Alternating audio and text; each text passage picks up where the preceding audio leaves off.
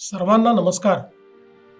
आपले माननीय पंतप्रधान नरेंद्र मोदीजी यांनी एक आवाहन आपल्या सर्वांना केले आहे, ते म्हणजे इंधन बचत आणि परकीय चलनाची बचत। सोप्या शब्दात समजून घ्या, त्यांच्या या प्रतिपादनाच्या मागे हेच दोन हेतू आहेत। सोने खरेदी करू नका असे यासाठी की आपण मोठ्या प्रमाणात सोन्याची आयात करतो आणि यातून आपल्या देशातील पैसा हा परकीय चलनात जातो।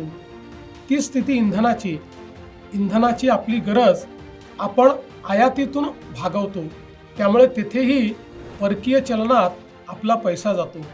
मित्रांनो, अखाती युद्धामुळे ही परिस्थिती ओढावली आहे। अशा वेळी संपूर्ण देशाने एकसंधपणे उभे राहणे गरजेचे आहे।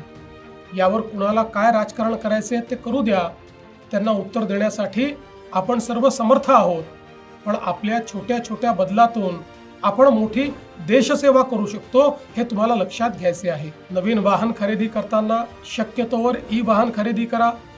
आज अनेक शहरात आपण ई बसेस दिले आहेत, अनेक शहरात मेट्रो आहेत। शक्यतोवर सार्वजनिक वाहतुकीचा वापर करा।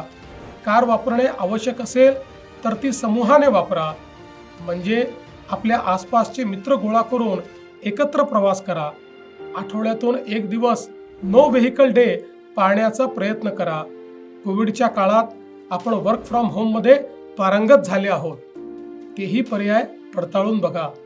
एसी 24 डिग्रीच्या खाली वापरू नका। परदेशातील प्रवास टाळा। परदेशातील आपल्या मित्रांना सांगून त्यांनाच भारतामध्ये पर्यटनाकरता बोलवा। अशी साधी सोपी कामे आपल्याला करायची आहेत।